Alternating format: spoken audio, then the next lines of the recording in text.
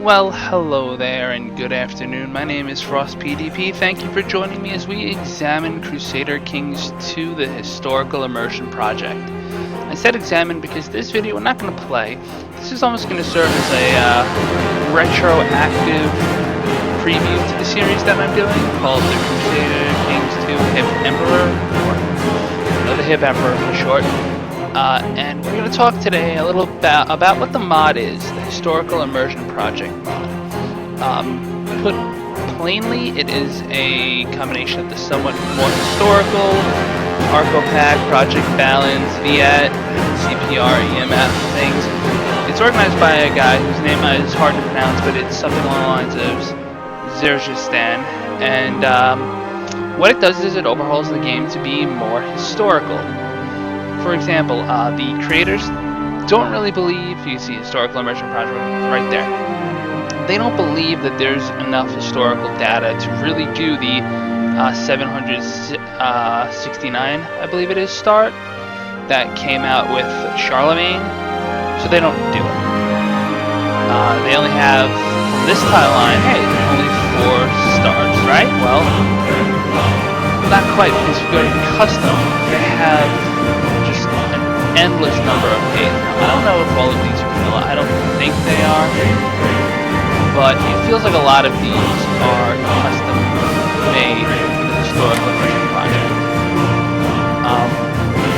For example, Novgorod Republic, I just happened to click on it, and it is, well, Novgorod is up here, and I don't remember that being in the main game at all.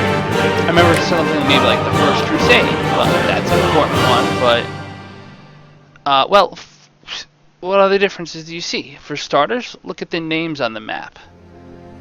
This isn't Byzantine Empire, this is Basilia Romanian, which I'm probably saying wrong, but that's okay. It's using borrowed language instead of the normal language, which you may or may not agree with. Another thing to notice on the map is it doesn't go into India, where the main game has expanded with Rajas of India. It's a different map. It's more detailed. It's kind of hard to show from here, but there's so many more counties than I remember in vanilla, or maybe there's not.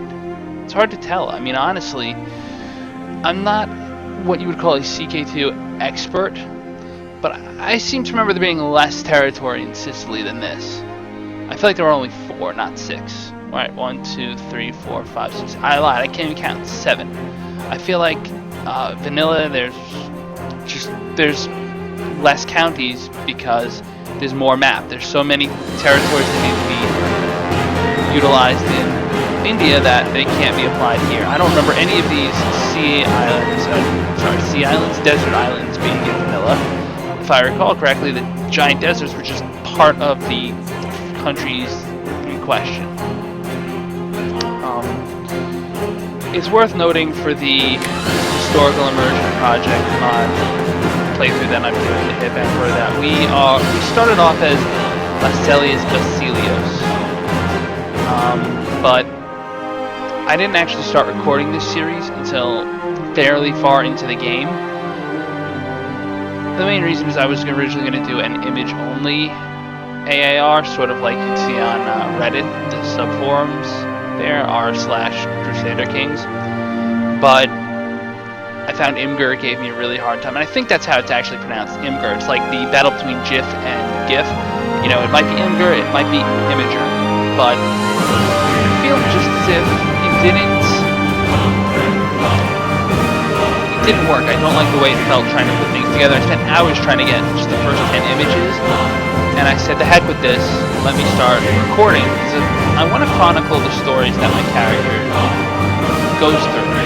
Especially because he had a really tumultuous time. He had a little civil war. He had this rivalry with the queen it's not even on the map to start, but I mean, she must have broken free. She was the queen of Queen Sarah. She was the queen of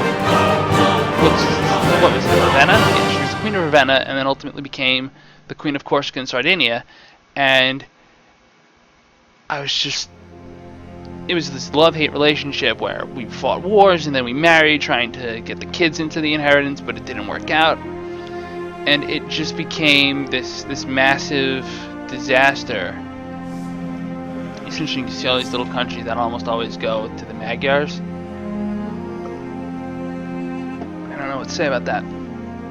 So, it was an interesting story. I chronicled it, but in the end I decided, well, I might as well just record it. And if I'm going to record it, I might as well put it on YouTube, because where else would I put it?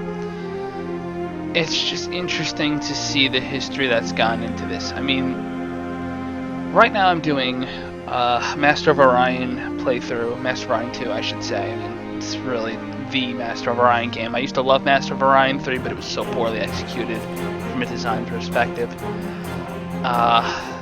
Mu 2 is really where it was at. I'm doing a playthrough of that. I'm doing occasional Tribes Ascend videos whenever I play that. I need some twitchy. Would I play another one? I'm not sure.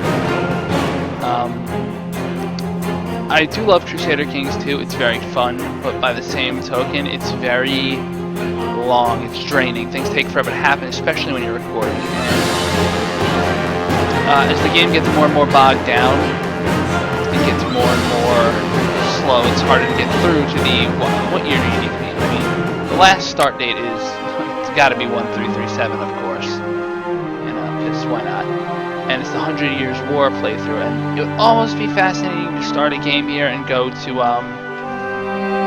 Europa Universalis 4, but I've never actually played it. I've watched others play it. I'm a huge fan of Arumba, and especially the multiplayer stuff. I'd love to do a multiplayer game of some kind, but you know, time is never a friend. And I'd love to do like a Save the Roman Empire from its apparent death here, but I feel like that's been done. I don't feel like I would be able to contribute anything to the state of the game. I'm not good enough to be in a, I'm gonna do something amazing and pull off a miracle on super hard achievement mode. And to be honest, I would love to try Europa Universalis 4, but it's a little pricey for me. And also, you gotta give credit to the fact that they're coming with a new expansion, supposedly June. That might be my cue to try it if I have the funds available, because it's brand new material. Crusader Kings 2 is getting a huge patch, which is going to change a lot and probably going to break the Historical Immersion Project, so I kind of want to get as far with that as I can.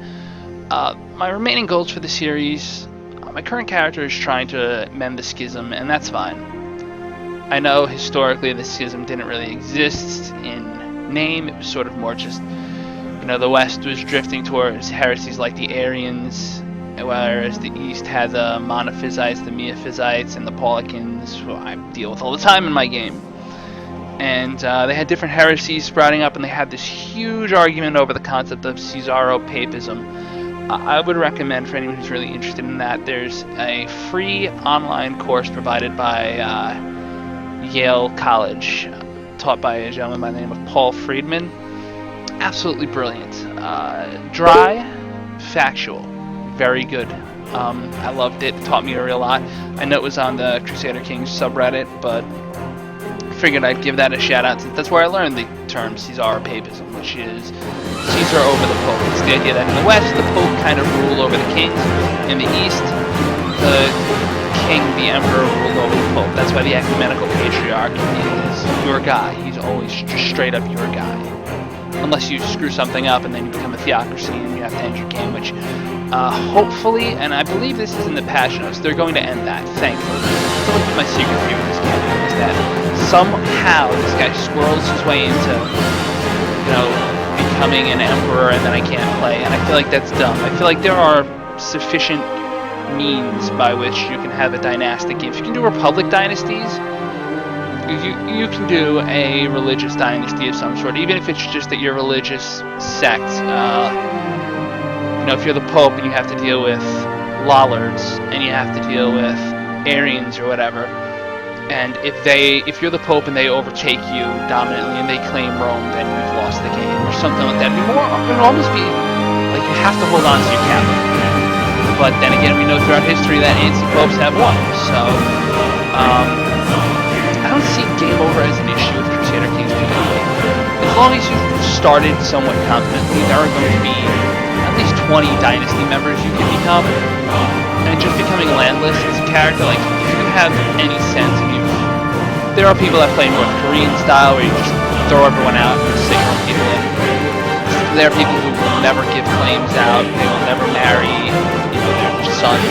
They'll never land their sons, and that's fine. That has its own purpose. For me, I've always found that I want to have at least a few people of my dynasty in power, because they will always have a positive modifier towards you. And while they might get claims on you, you can usually fight them off, and it guarantees that you will never, ever have to face, oh, my character lost his last landed title, therefore my dynasty is over. There's someone else that's going to be landed. And I mean, honestly, I don't think Crusader Kings 2 is a game about having game over. It's a game about setting objectives, either through achievements or through, your own goals. Like, alright, yeah, I'm not playing Iron Man, obviously, because I'm playing on a mod, but even if I was, and even if I was playing on, like, super difficult and doing the Reunite Rome thing, I'm not doing it because I'm getting paid to do it. I'm doing it for fun. Like, this isn't my job.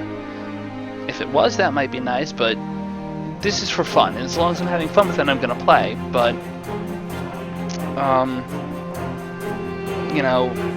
it's just a matter of having time and wanting to do it. And the truth is,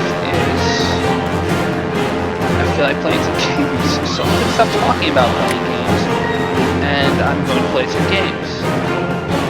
Is there anything else that I need to say about this game? Well, I love setting up republics. I don't know if it matters.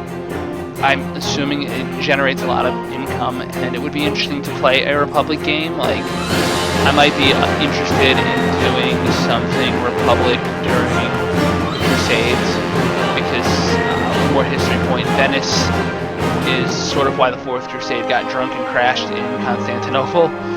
The story, as I remembered, is that the soldiers from all over Europe came down to Venice, and they were supposed to get paid to go on the crusade, but they didn't get paid to go on the crusade, so an exiled Byzantine said, well, I could pay you as long as we take Constantinople, and that's how Christian crusaders from the Catholic side wound up crashing into the the Orthodox side, and basically that was the death knell for the Eastern Empire.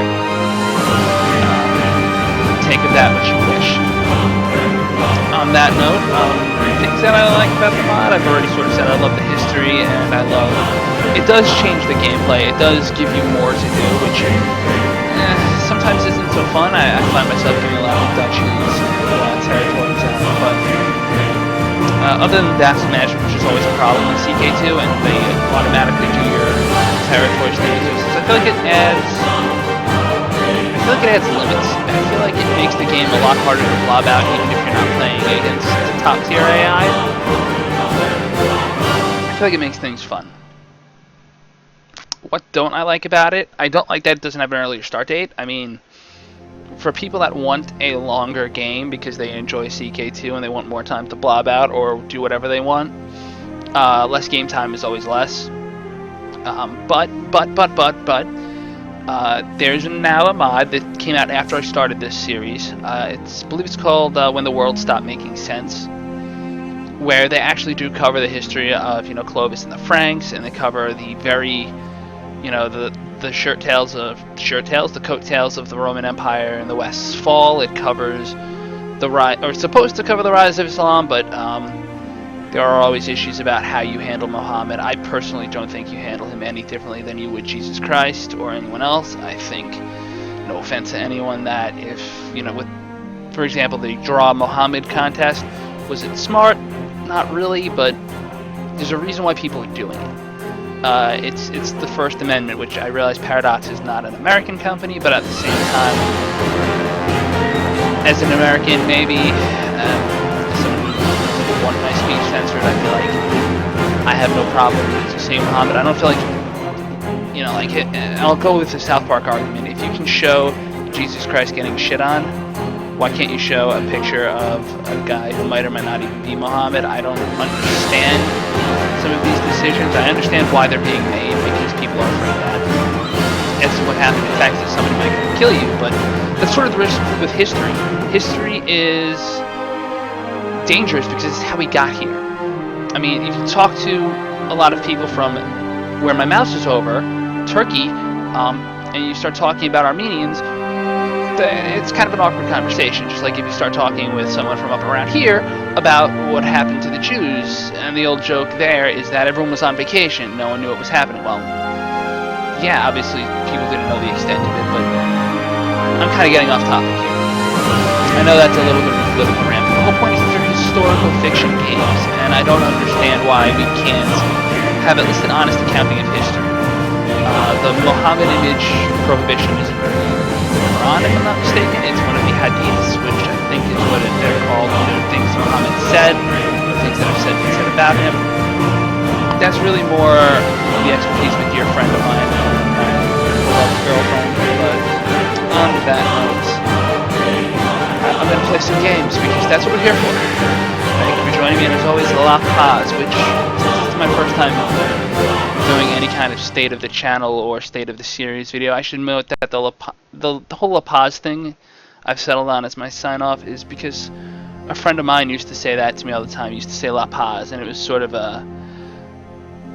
it means the peace, and I think that's really what this, we play violent games, but we're peaceful people.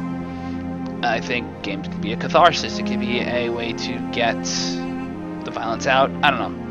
So that's why I always say La Paz. That's what I've settled on. So, La Paz.